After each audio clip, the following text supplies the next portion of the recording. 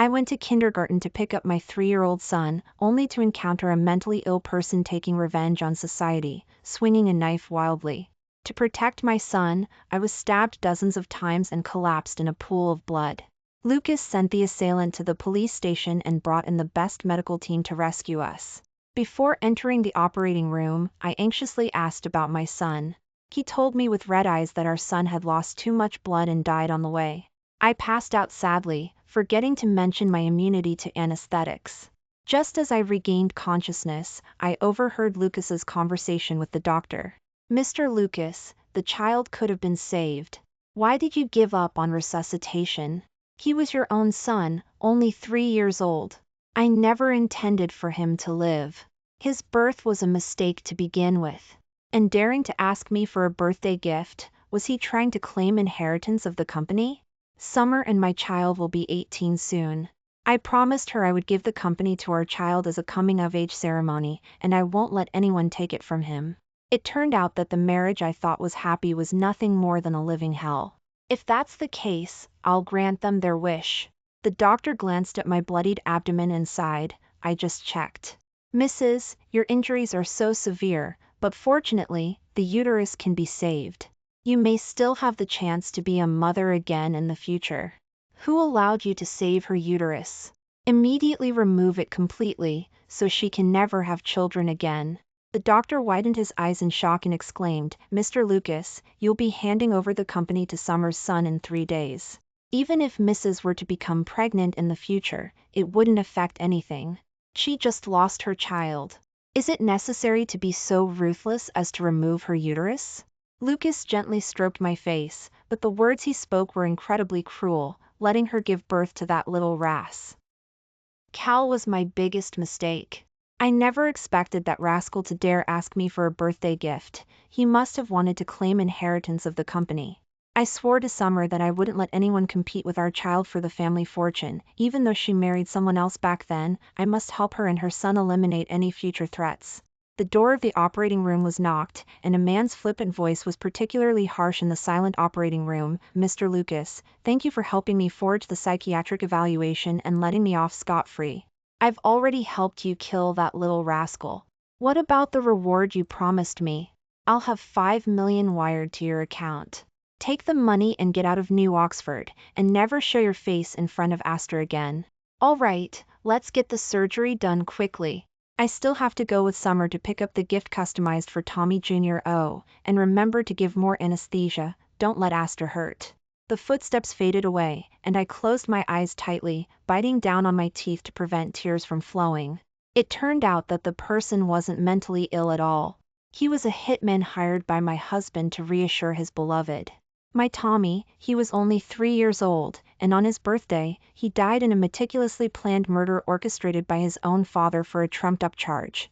My body is immune to anesthetics, and the cold instruments stirred inside me, as if tearing me apart. I fainted from the pain. When I opened my eyes again, Lucas was looking at me with red eyes, his voice full of heartache. "Astor, you're finally awake. Are you still in pain? I've been waiting outside the operating room the whole time. You don't know how scared I was. Losing Tommy has been the pain of my life. If anything else happened to you, I wouldn't want to live either." "Astor, the doctor said your abdomen was stabbed too severely, damaging the uterus. You won't be able to have children in the future, but don't worry, I'll take care of you for the rest of my life. Being childless is fine too." I looked down at my abdomen. The wound was stitched up well, but the empty feeling inside reminded me that I had lost the right to be a mother forever. "Where's Tommy?" I asked blankly. Lucas said guiltily, "He's already been sent to the funeral home for cremation. The funeral is tomorrow." "Astor, I'm sorry. I, as his father, didn't protect our child." My heart ached, but I didn't expose his lie. I looked at the bedside table. In a beautiful box was a St. Christopher medal. "Lucas, today is Tommy's birthday. We haven't bought a gift for the child yet. Let the St. Christopher medal be with him, hoping he'll live a long and healthy life in the next life, okay?" Lucas frowned almost imperceptibly, and said gently, "Astor, this is something a friend asked me to help buy for their child. How can we take what belongs to others? This is meant for the living. Tommy wouldn't need it and he'd be sad, plus the material isn't worth much, it's not worthy of our Tommy. I've already asked someone to buy a lot of funeral supplies from the funeral supply store, and we'll burn them all for him. He won't be mistreated in the afterlife. I didn't say anything, my heart filled with grief.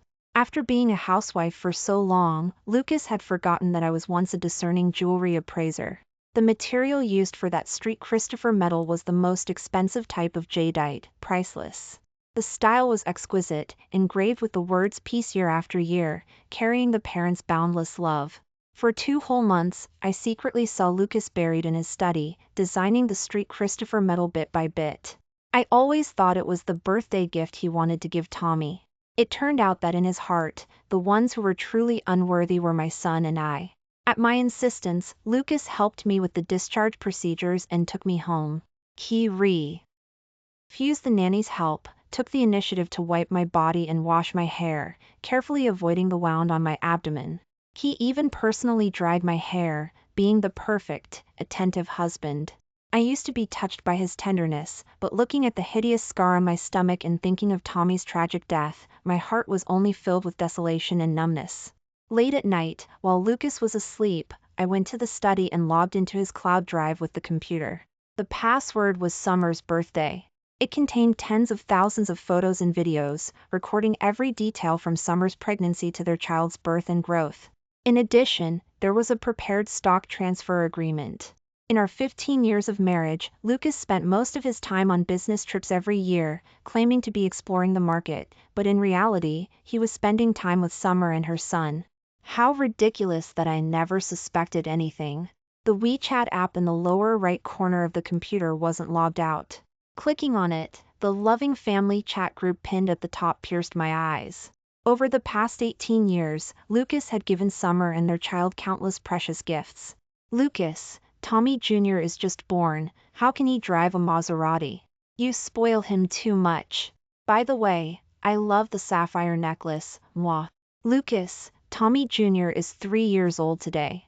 The scenery on the island you sent him is really beautiful. You'll be here this afternoon, right? Tommy Jr. can't wait to see his dad. And these affections were something Tommy and I never had. I gave up a promising career when I was 20 years old to marry Lucas, willing to be the woman behind him, accompanying him through thick and thin, working myself so hard that my body was ruined and I couldn't get pregnant for a long time, and he was indifferent to the matter. I originally thought he didn't want to put pressure on me and was grateful for his understanding. In the 15th year of our marriage, I finally got pregnant, but Lucas wasn't as happy as I imagined. He just smiled symbolically. But seeing the way he kissed Summer's pregnant belly in the photos, looking ecstatic, I realized that he already had a child with someone else. And my Tommy, in his eyes, was like a sudden attack of appendicitis, something he was eager to cut off. No wonder Lucas always used the excuse of being busy with work and going abroad for Tommy's birthday every year.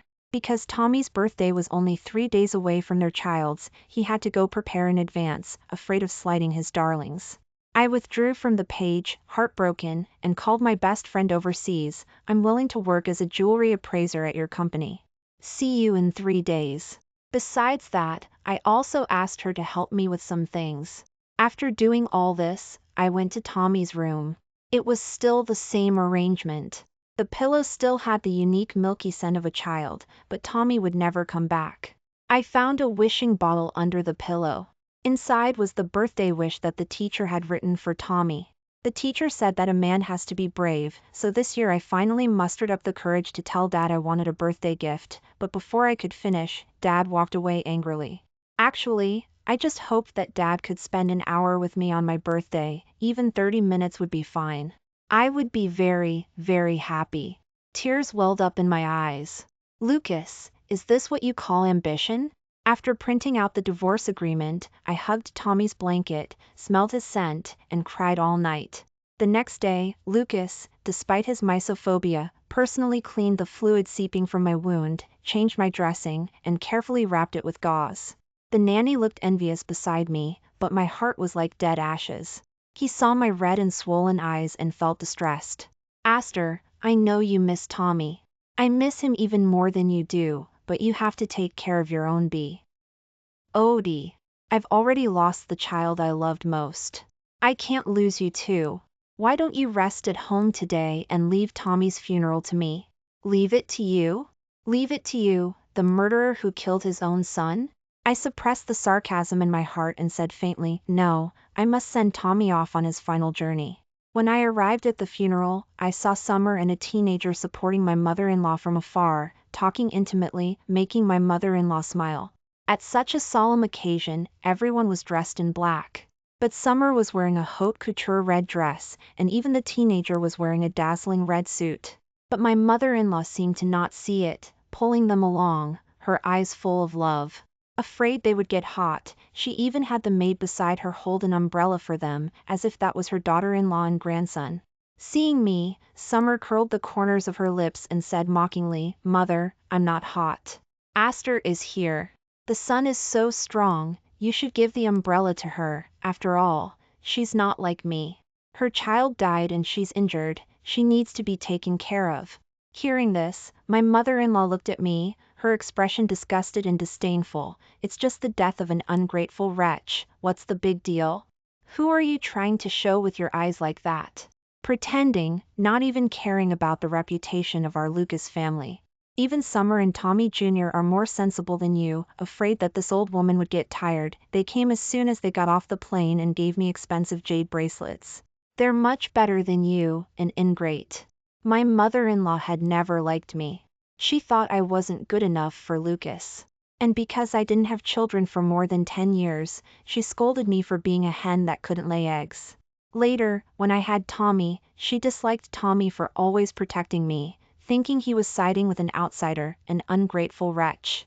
Lucas used to defend me a few times, but now his eyes were fixed on Summer, his infatuated expression as if she was a rare treasure. Summer smiled provokingly at me without showing it and quickly supported my mother-in-law. Mother, you're getting old, you can't be angry. If you don't mind, Tommy Jr. will be your grandson in the future. My mother-in-law was immediately overjoyed and praised her for being sensible. Summer led the teenager to me and greeted me with a smile. Long time no see, Aster. I'm really sorry, my son and I just got back from overseas and haven't had time to change our clothes. You're so generous, you definitely won't be angry, right? Oh, by the way, this is my son, Lucas Jr. Lucas Jr.'s face had 5 or 6 similarities to Lucas's. He glanced at me disdainfully and said arrogantly, Auntie, you're really ugly. After saying that, he skillfully held out his hand to Lucas. Dad, didn't you say you'd give us gifts when Mom and I return to the country? The day after tomorrow is my 18th birthday. Last year you only gave me 99 gifts, this year I want 100. Facing his humiliation of me, Lucas turned a blind eye, touching his head helplessly and lovingly. I know. After saying that, he took out the St. Christopher medal and helped Lucas Jr. put it on, his expression loving. As if feeling that wasn't enough, Lucas snapped his fingers, and more than a dozen brightly colored sports cars drove up outside the funeral home. There, Dad knows you like bright colors. I'm giving you all of these. Summer wrinkled her nose, hugged Lucas's arm, and acted spoiled. Lucas, what about mine? You can't just favor your son. Lucas pinched her nose dotingly. Of course I won't forget you. After saying that, 2 people came out of each car, holding more than 30 sets of jewelry, with various styles, materials, and styles. The only common point was that they were all valuable. One set had even been worn by a concubine of a certain dynasty. Summer happily kissed his cheek, looking delicate like a girl. Wow, aren't these things from the royal auction in Europe the day before yesterday? The cheapest set costs hundreds of millions. You bought them all for me? Lucas, you're so good to our son and me, but if you spend so much, Aster won't be angry, right? Tommy's funeral was forcibly turned into an exhibition of luxury cars and jewelry. And I, wearing an old-fashioned black suit, without makeup, and with eyes swollen like walnuts, looked even more like a ridiculous old woman compared to Summer, who was wrapped in bright and beautiful clothes and had exquisite makeup. Not to mention that the things Lucas had given Tommy over the years weren't even the change from one of Lucas Jr.'s sports cars. How ridiculous, really so ridiculous. Lucas then realized that I was still beside him and explained awkwardly, Aster, don't overthink it. Summer and Lucas Jr. are used to being overseas. It was just a formality. You also heard that Mom recognized Lucas Jr. as her grandson. It's normal for him to call me Dad. The child's birthday is coming up. I just want to show my appreciation. That Street Christopher medal is also. Before he could finish speaking, Summer twisted her foot and fell into his arms, looking weak. Lucas, I feel dizzy. I think I have heat stroke. Lucas immediately let go of me and quickly held her in his arms, asking with concern, how could this happen? I built a summer resort for you because I was afraid you would get hot. It would have been better for you to rest in the resort. Why did you have to be naughty and come to this broken place? Let's go. I'll carry you to rest. After saying that, he carried Summer away, not caring that Tommy's ashes hadn't been buried yet. I endured the mockery of the people around me and picked up Tommy's urn alone. It's okay, baby, Dad doesn't love you, but you still have Mom. But before I could put the urn into the grave, Lucas Jr. slammed into me, and the urn shattered into pieces, and Tommy's ashes were scattered on the ground. Auntie, are you blind? Why are you bumping into people? This outfit was bought for me by my dad. If the ashes of that short-lived ghost get it dirty, can you afford it? How unlucky. Lucas Jr. was not only not remorseful, but he even reversed the facts. He smiled and took out a water bottle, full of cigarette butts. Auntie, don't say I don't feel sorry for you, just use this to hold your son's ashes. I didn't have time to question him and hoped my mother-in-law would help me buy another urn. I wanted to protect Tommy's ashes. I didn't expect my mother-in-law to raise her eyebrows and say meanly, what are you looking at? If you weren't useless, would the box have broken? I think the water bottle is fine. Don't think about me spending money on an ungrateful wretch. All right, bury it quickly, I still have to go back and play mahjong. Lucas Jr. kicked me away and had people stuff the ashes into the dirty water bottle, threw it into the grave, and sealed it. I clenched my fists in anger. How could they treat Tommy like this? I turned to find Lucas, only to see him and Summer entangled in disheveled clothes in front of Tommy's chapel.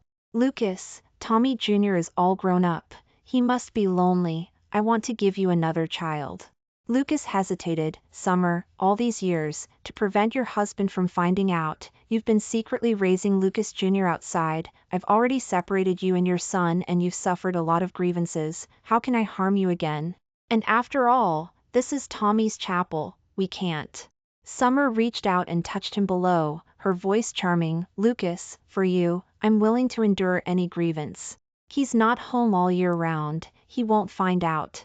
I've never done it in a chapel before. Don't you want to experience it? You've been tired these days. I'll take good care of you.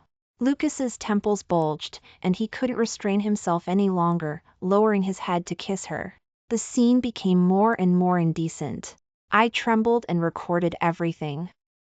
G turned and ran out, collapsing in front of Tommy's tombstone. My whole body trembled uncontrollably. Lucas, Tommy's photo is hanging above your heads. How dare you? The crowd had long dispersed. No one cared about me and my Tommy. I quietly wept while throwing joss paper into the fire pit, feeling that these 15 years of marriage were a joke.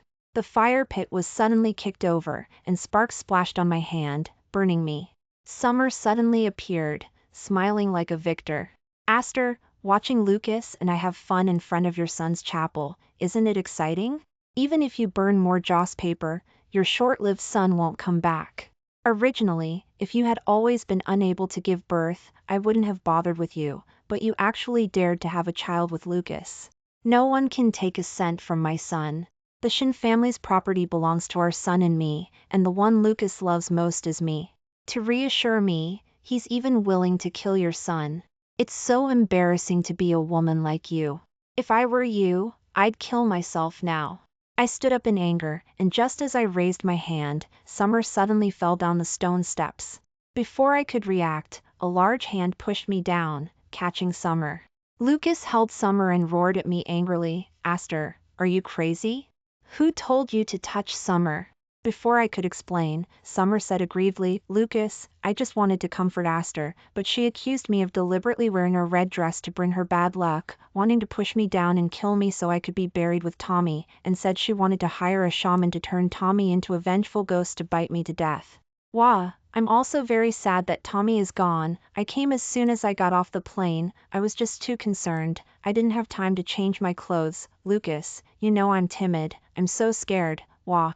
Lucas's face darkened, and he looked at me angrily. "It's your own bad luck that you encountered a mentally ill person and even harmed Tommy.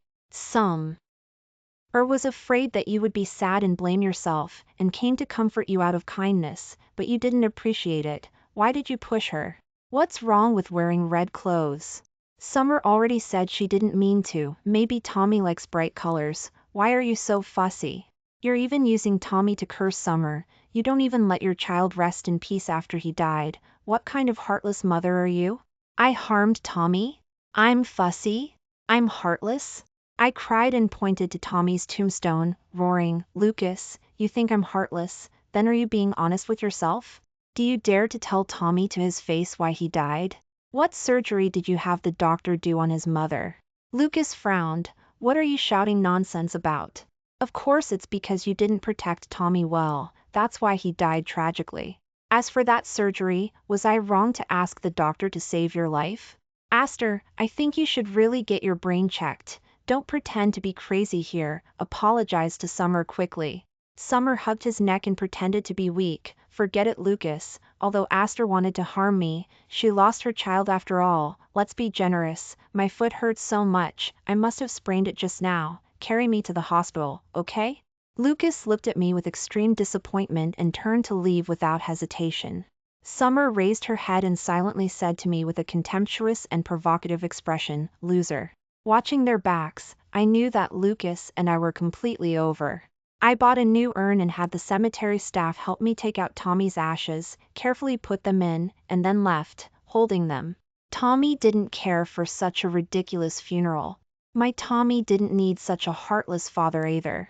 Back home, I gave the nanny a long vacation. Lucas called, "Aster, did you get home? Don't worry, Summer's foot is fine. I'm sorry for today. I shouldn't have said those things to you when you were sad. I didn't mean to.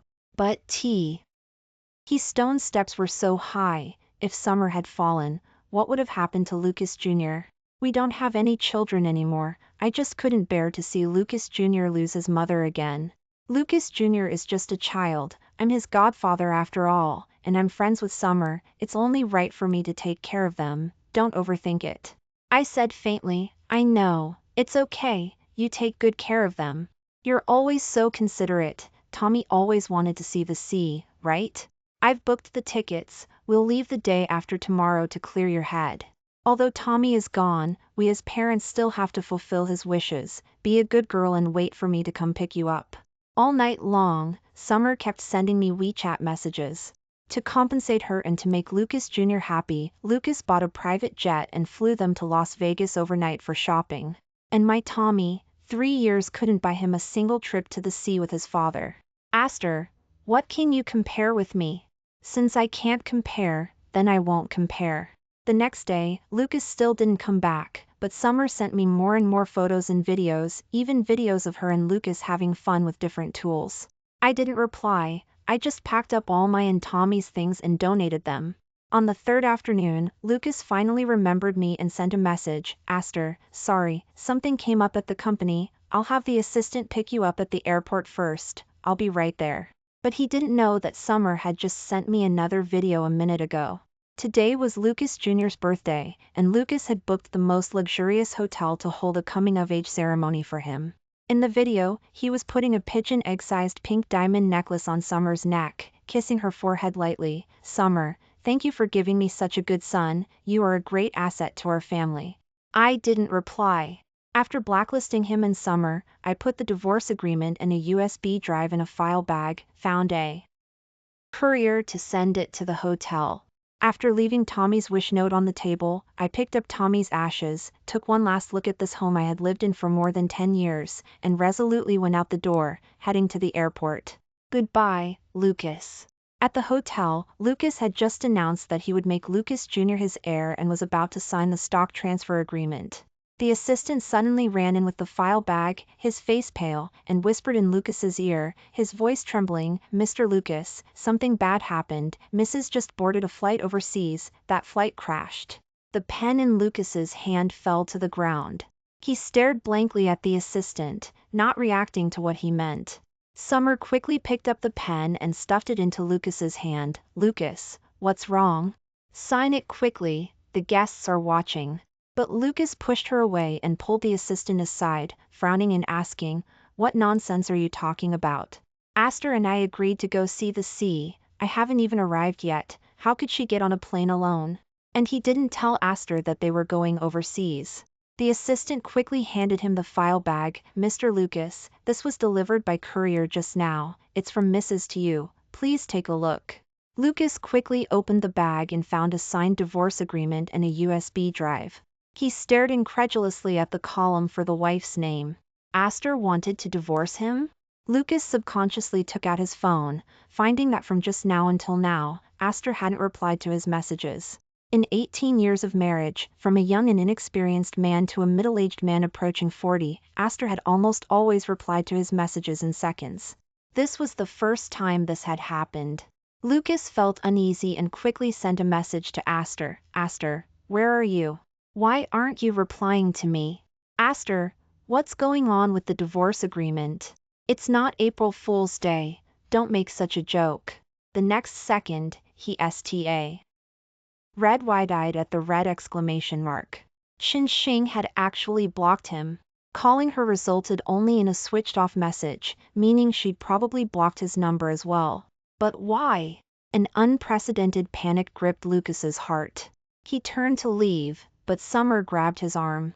"Lucas, Tommy Jr.'s coming-of-age ceremony isn't over yet. Didn't you say you were going to hand over the company to him today? Where are you going?" Aster's private jet crashed. "I have to go see." Summer caught sight of the divorce agreement and scoffed. "Qin wants to divorce you? I underestimated her cunning. Is she just jealous that you defended me the other day?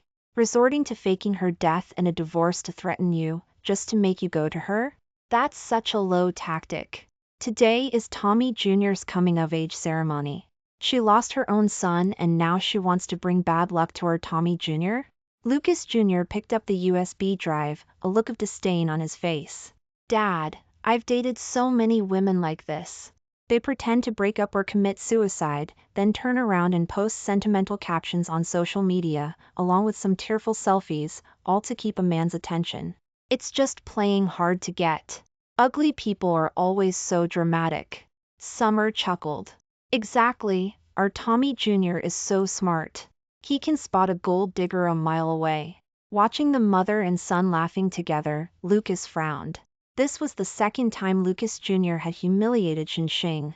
He'd initially thought it was just because the boy was young and outspoken. But Summer was an adult, wasn't she? Instead of teaching her son proper values, she was encouraging him. Was this how a mother should behave? Aster would never act like that. Tommy had been raised to be so polite. Lucas suddenly felt disgusted. Looking at Summer, he no longer felt the attraction he once had. He was about to speak when Lucas Jr., as if to prove himself right, displayed the contents of the USB drive on the large screen. There was only one audio recording. Hearing the voice, Lucas's face instantly turned ashen. I confess everything. It was Mr. Lucas who gave me $5 million to pretend to be mentally ill and stab Miss Qin and her son. He wanted me to kill that little rascal, because he wanted to clear the way for his and Summer's soon-to-be adult child. When I went to him to ask for money, I even overheard him telling the doctor to remove Miss Qin's uterus." Lucas's mind was buzzing. He pulled Lucas Jr., who was standing there dumbfounded, aside and anxiously checked the date of the audio recording. 3 days ago. Lucas staggered back in a daze. So, Aster had known everything for so long.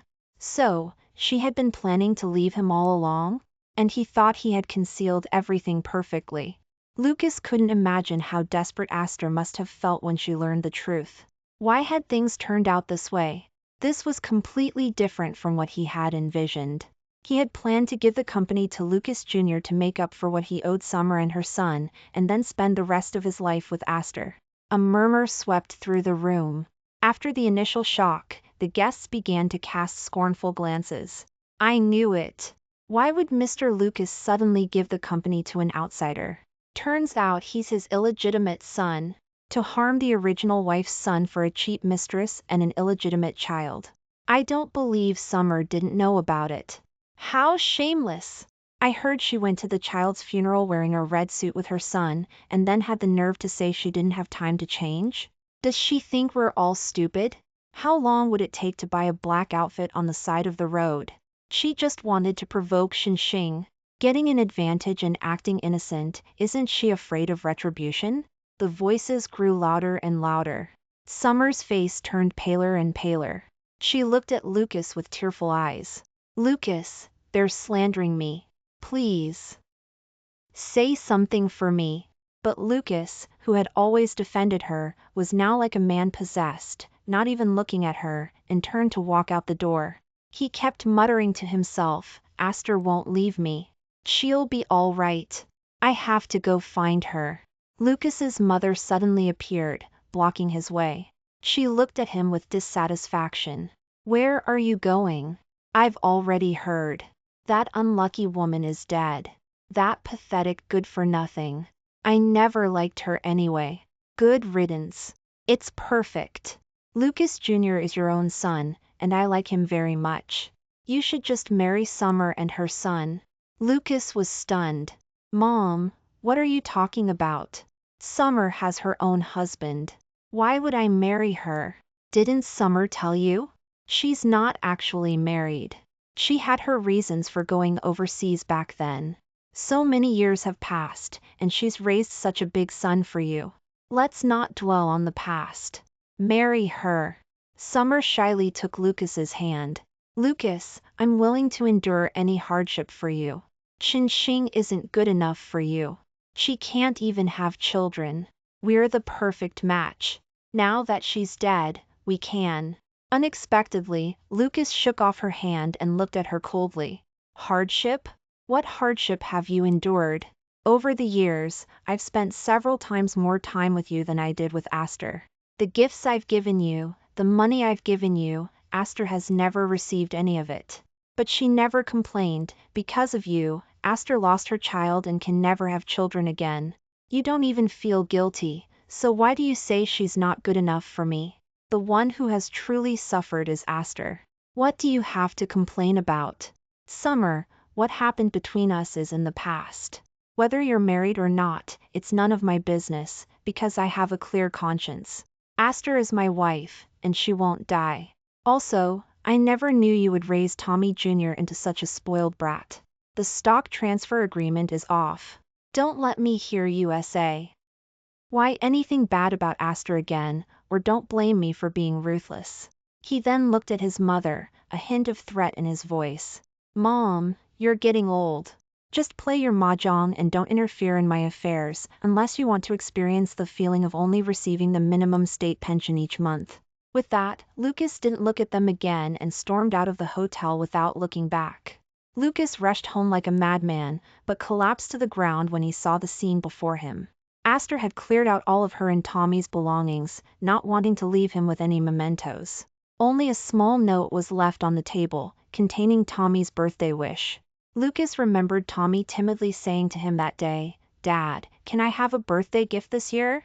At the time, he was only focused on Summer and Lucas Jr., and felt that Tommy was being too greedy at such a young age. He was angry and didn't even listen to the rest of what the child was saying, walking away directly. It turned out that Tommy's wish was so simple, so humble. He never knew that the child loved him so much, even though he had never given him a smile.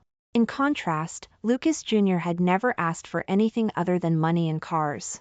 Lucas lowered his head in despair and slapped himself hard. What had he done?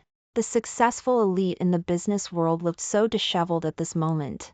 The assistant looked at him with pity and said softly, "Mr. Lucas, I just asked. The rescue team hasn't found Mrs. Lucas yet." After falling into the sea from such a high place, and after so much time, Mrs. Lucas may. Before he could finish, Lucas interrupted him, his eyes red. No, Aster won't die. We promise to be together forever. She won't leave me alone. But really, wouldn't she? Lucas remembered when they first got married, the company was in crisis, and partners were terminating their contracts one after another. He was so busy that he practically lived at the company. She and Xing went around trying to maintain relationships with the partners in order to help him, but was often turned away. In the dead of winter, she stood outside their doors all night holding a gift box until they were willing to see her. She retained that partner, but fainted on the way back and developed a condition that made it difficult to get pregnant.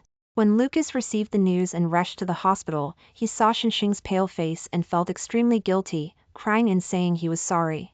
But Xing hugged him and smiled. What's this? We're husband and wife. We should advance and retreat together. But Lucas, if you ever betray me, I will leave you completely and never look back. At that time, he already knew about Lucas Jr.'s existence and was terrified, vowing to keep it a secret forever. But Aster had found out after all. The assistant paused and placed the laptop in front of Lucas. Mr. Lucas, the cemetery called and said that Mrs. Lucas took away the young master's urn the day before yesterday. I was curious, so I looked into some things. I think you should take a look.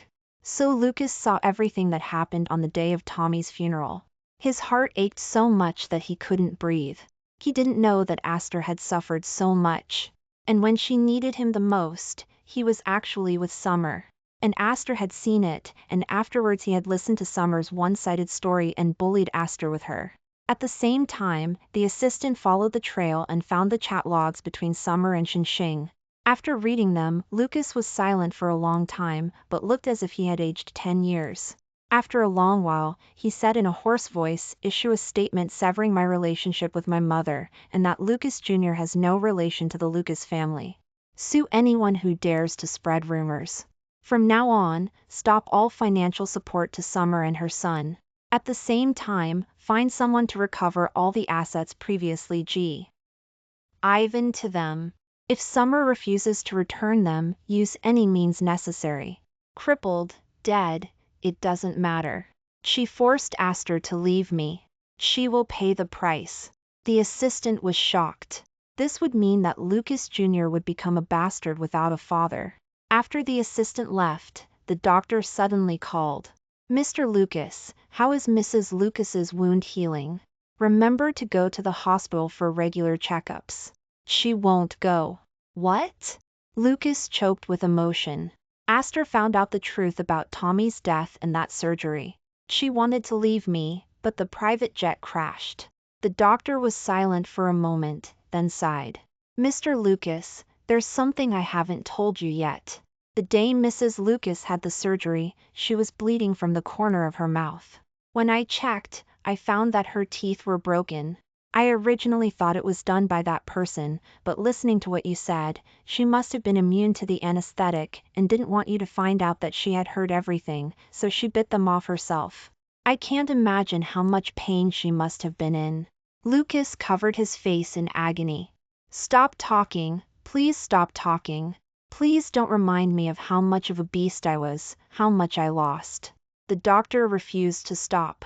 "Mr. Lucas, if there's no news from the rescue team, it could be a good thing.